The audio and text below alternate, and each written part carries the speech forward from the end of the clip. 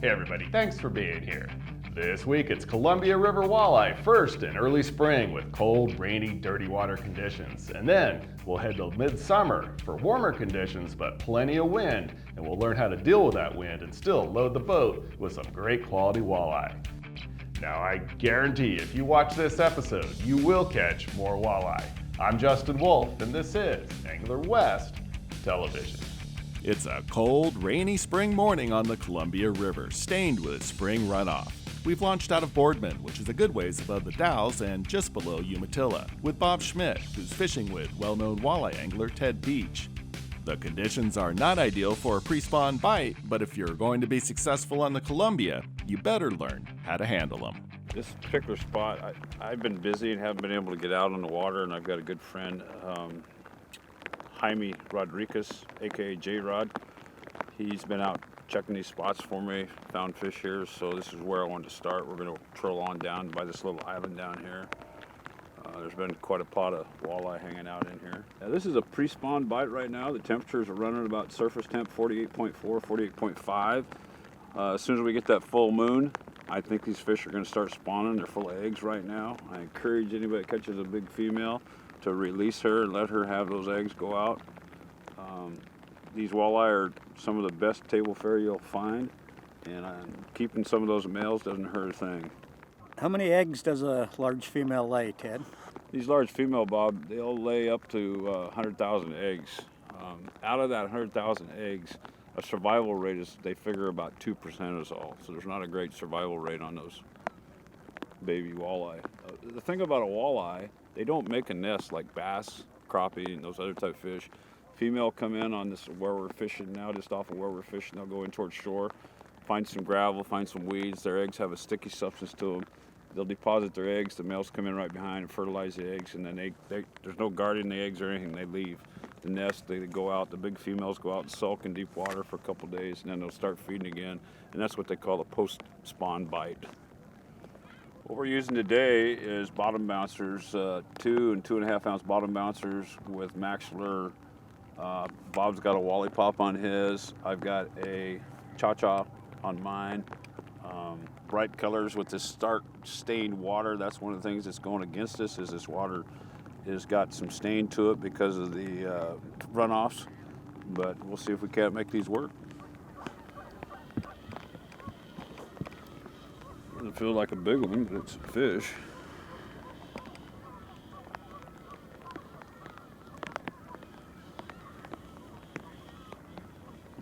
Should see him here in a sec.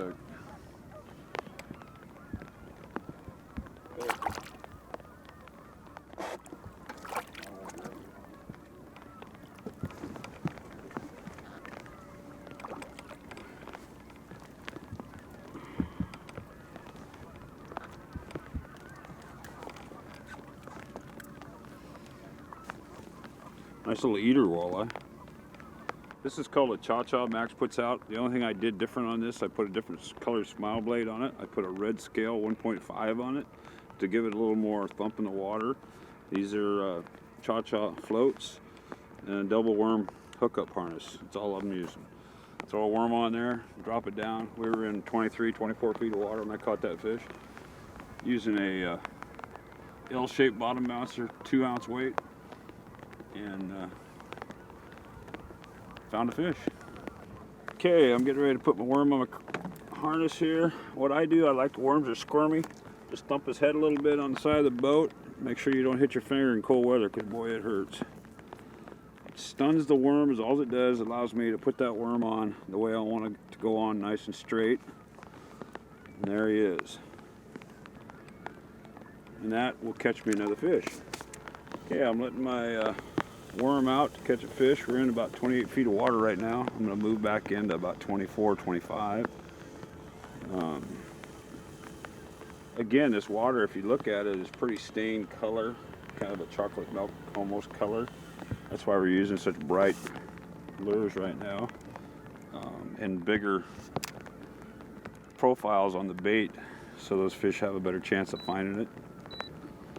My speed, I'm doing about 1.2, 1.3. I'm dropping it down to about 1.1 now. It's constant changing with the current in here. Well, got that bump and you got one. Are we going to circle back over that spot, Ted? Not just yet, Bob. I want to work down towards this little island down here and hit a couple other spots, and then we'll come back up and hit that spot again. Ideally, what you want to do is keep your line off the end of your rod at a 45-degree angle. I'm using, like I say, 2 ounces of weight. The rule of thumb is for every 10 feet, 1 ounce of weight. But you can't always go by that because you got wind and you got current. So I go by keeping that line at a 45-degree angle off the tip of my rod. Lift your rod, lift your rod, lift your rod.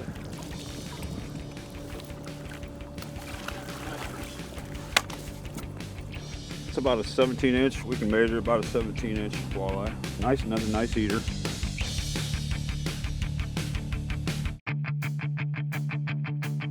Welcome back to the Columbia River. I'm Justin Wolf. We're catching walleye in these tough spring conditions by making adjustments and trying just about anything. Hey, fish!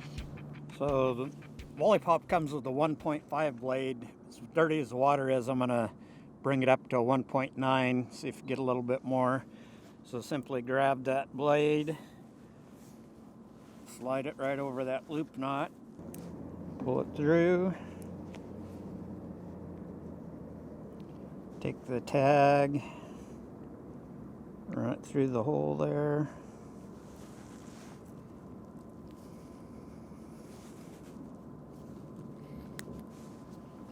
Pull that knot on through and we got a new blade on there.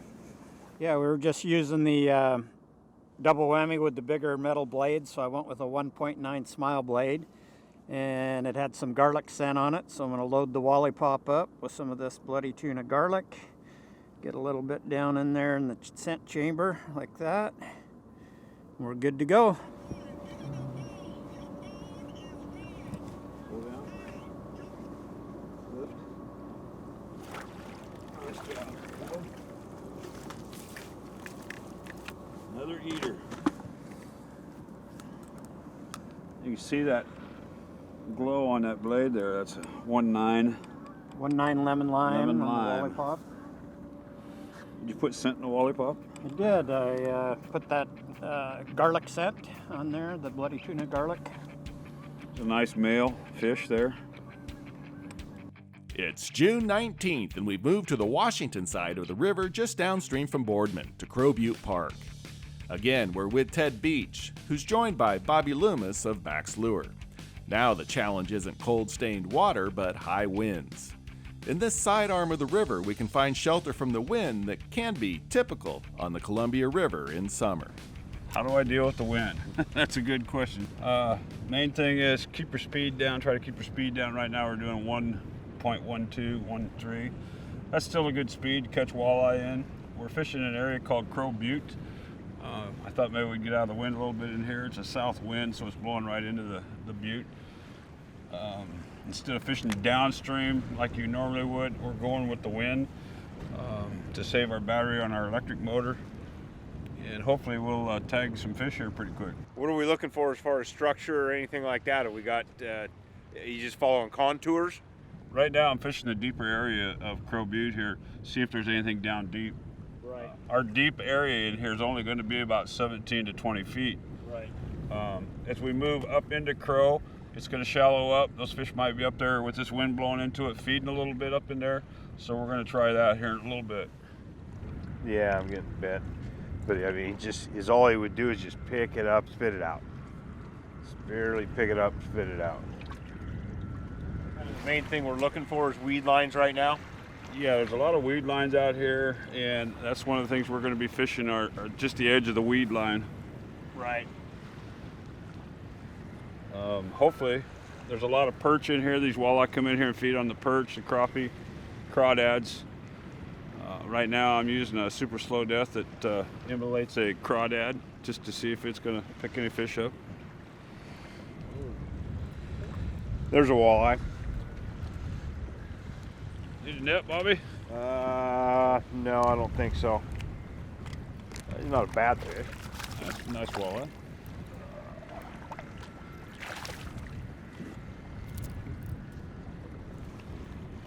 Beautiful. Skunk is off the boat. I like that. What's that? I said the skunk is off the boat. I Oh, like yeah. that. We got to get the skunk off the boat. That one came on the perch pattern on the super slow death setup with the smile blade, that new high UV smile blade that we've got. That works really well early in the morning, and especially in stained water. I've got a 5-foot leader. I like going a little bit longer leaders with these with the super slow death rigs. It allows that movement, a lot more, as well as you're using lighter line to allow more movement, which really entices the fish. So what we're going to do is we are going to, since the wind's blowing like this, we're going to run with the big motor back down to where we started and fish with the wind. Otherwise, we'd use that battery up and we wouldn't have any battery in our electric trolling motor. Unfortunately, the wind plays a big part, and in order to catch these fish, you got to have boat control. That's the key.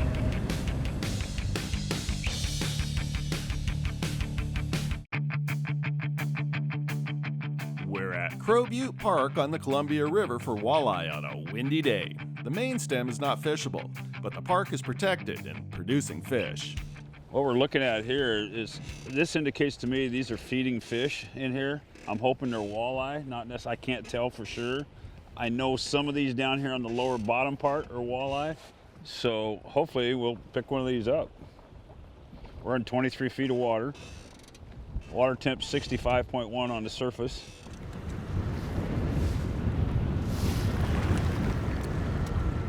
Big perch. Big old perch. Eating perch. Nice fish. Got a fish. Feels like a pretty decent fish. Need net? I don't know yet. I haven't seen it fish yet.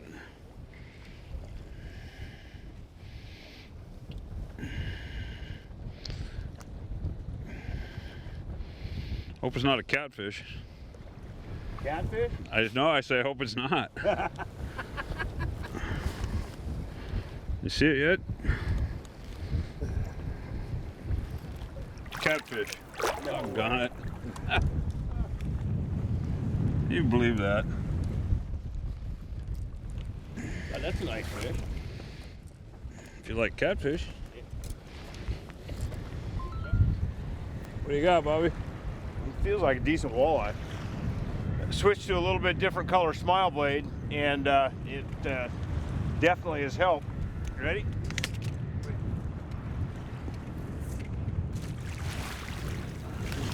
Nice fish. That's a nice fish. Let's get it in the boat before you take it out of the net. Don't want to lose it. That's a glow burst. I changed that glow burst smile blade out, or the lemon lime UV out to the glow burst smile blade, and that's been bit twice in a row, like really quick, so I might change out another one. That's a real nice fish. Crow Butte is owned by the Benton County. It's not a state park. It's owned by the county. It's a inlet water here off the main Columbia River. We wouldn't want to be out on the Columbia River right now. There's probably 4 to 5 foot swells out there right now. Really nice park. If you get a chance, come on down and sometime this summer. And before the weeds really get too bad in here, the walleye, like I say, come in here and feed on the crappie and the perch. It's a nice place to camp. Got super camp area, very clean, and ran quite well by the county, Benton County. Ted, What's that? Isn't this like the lower end where most of all the big fish on the Columbia River have been caught, like from here on up towards the dam? I'd like to say yes, but it's not true. A lot of big fish are caught down farther. Oh, there's no doubt, yeah. But I mean, all of the stuff that you hear about, where all the state records, originally originated from here on up. Yep. Your state record came up from above the dam at Tri-Cities. There is a lot of big fish caught around Umatilla. Later on this month, we have a Boardman tournament down here, and usually that tournament's won with 70 plus pounds of weight. And a lot of those fish. 5 fish limit? Six fish limit each day. 12 fish. You got a fish?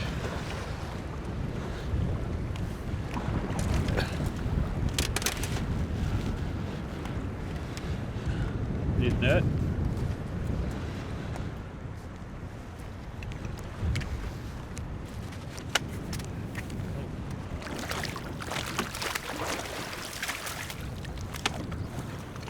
one thing they're not doing is they're not eating real hard. No. They're just barely taking it. But it's a fish. Yeah, exactly. I'm gonna put on some of the new Sonic Baitfish Pro Gel that we just came out with at Max Lure. This is the Nightcrawler blend that we use for our walleye fishing. It's a real good gel. Scent wise, works fantastic on a lot of different fisheries, but the walleye fisheries it works fantastic.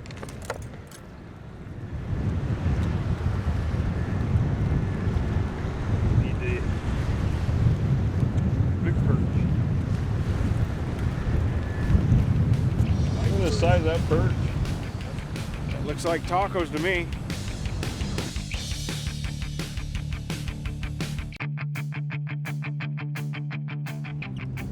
There's definitely a nice little open patch between the weeds right back there. When you start going through it, we get bit. Welcome back to the Columbia River. I'm Justin Wolf. Bobby Loomis and Ted Beach are catching good numbers of eater-sized walleye in this protected area around Crow Butte Park. There are good weed lines here that hold bait fish, and therefore walleye.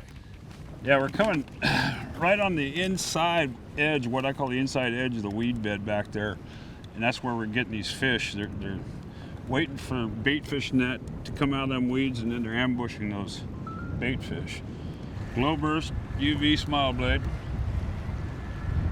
This feels like a pretty decent fish. Pulling a little bit of drag. Better get the net. Another catfish. That's a walleye. Big one. Oh yeah, Nice look at fish. that. Nice fish. Woo!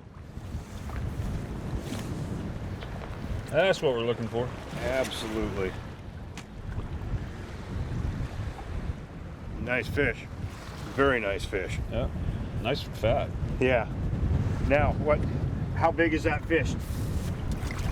That fish is probably 18, 19, probably about 18. He looked heavy. Yeah. I mean, for an 18, 19-inch fish. Oh, yeah. You just hang right on there, buddy. The walleye?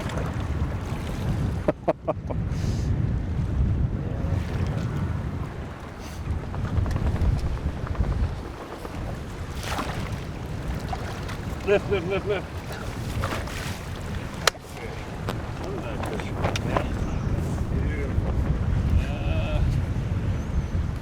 Yeah.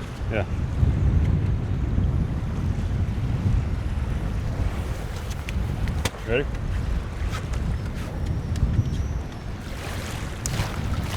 Good scoop. Oh, perfect. Come right out.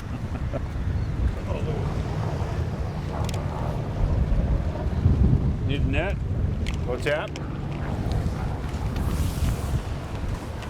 A bunch of really nice fish in that pocket right there. We'll just go that side. You want to come over this side? Yeah. Lift.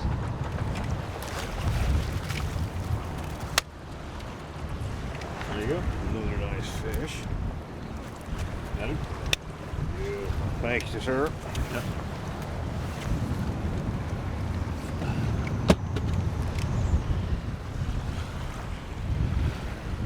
You need the net? Yeah, probably. Oh, wow. Does it? Doesn't look like a walleye to me. It's a walleye.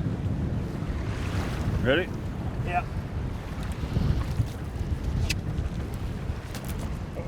Nice fish. Nice fish.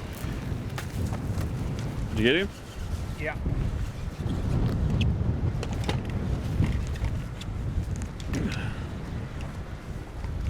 Did net?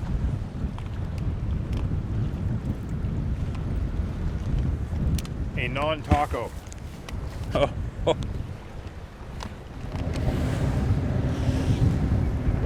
at the pelican now chasing the osprey. Oh, maybe not. There he dropped that fish. Look at it. Drop it? Yeah. Oh, no. Yeah. Pelican's going after it. Pretty big fish, really. And the pelican got it.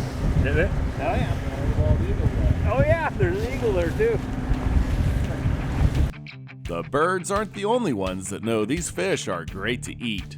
Today, Ted's friend Jaime Rodriguez was also out and has caught some eaters very similar to ours. Have you heard of walleye wings? You might give them a try. We're gonna do walleye wings. It's a cut often overlooked by anglers. It's real simple and they're tasty as the end result when you fry them up and you prepare them before a fish fry. So this is a walleye wing. We've got a few nice eater walleye right here. So what we're gonna do, if you notice right here, is there's this nice little it kind of protrudes just a little bit. That's what we're gonna cut out. That's the wing, we call it. So then this is a simplified version. We're just gonna come across underneath these pelvic fins and we're just gonna take this across.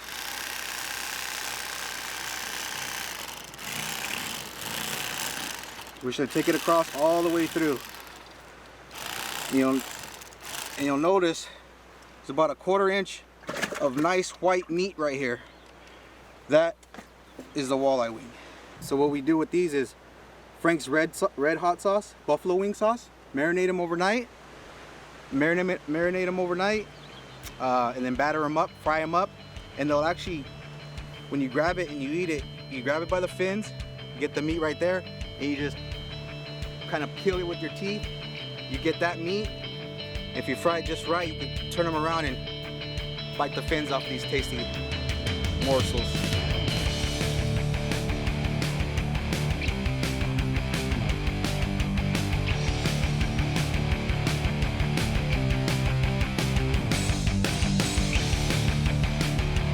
Hey, I hope you enjoyed today's episode. You know, without the support of the sponsors, there would be no show. So please thank them when you can.